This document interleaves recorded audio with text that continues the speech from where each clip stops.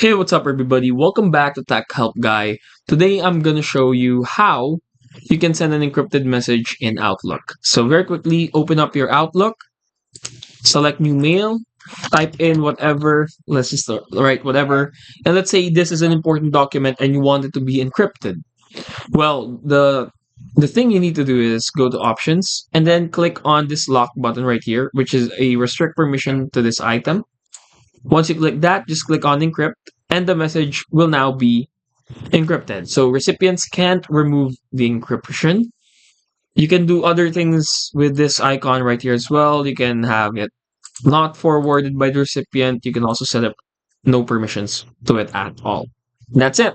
Hopefully, we were able to help you out on this. If we did, please do not forget to hit the like and, of course, the subscribe button and follow us for more videos just like this one, only here on Telc Help Guy.